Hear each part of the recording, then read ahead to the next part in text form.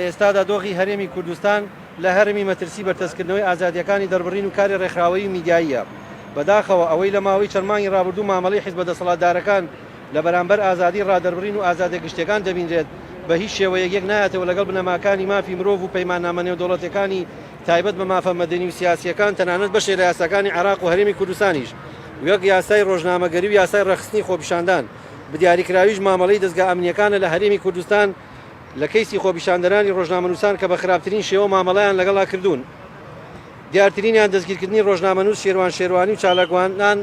بە دەلبەرواری ئومێد بەڕۆشکیە کە ماوەی 6 ڕۆژ لە پارێزگای دۆهۆکتەنیا لەسەر ئازادی ڕادەربڕین و خۆپیشاندان و داواکردنی مافەکانی هاوڵاتیان دەستگیر کراون و دەسەڵات و حکومڕانانی هەرێمی کوردستان پاسایی بێبنەما دەهێنەوە و نیازیان وایە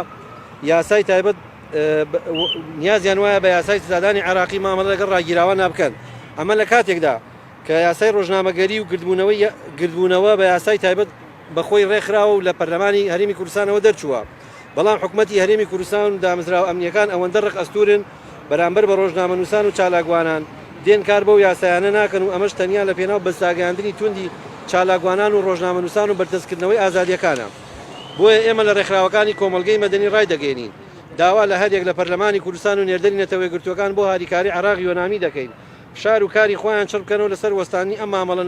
ئەم مامەڵانەی دەسەڵات لە هەرێمی کوردستان و ناچارکردنیان بە ئازارکردنی سەرجەم ڕاگیراوان کە لەسەر خۆپیشاندان و ڕادەربڕین دەستگیر کراون. چونکە ئەگەر بێت و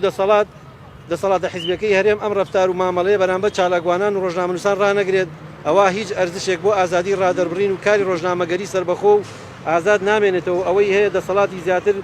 دەسەڵات زیاتر بەرەو سیستەمێکی تۆتالیتاری و دیکتاتۆری دەبات و کە ئەمەش جێگەی نیگەرانی ڕێکخراوەکانی کۆمەلگەی مەدەنیە. لە هەمان کادا داوا لە ڕای گشتی و حیزبەکانی دەرەوەی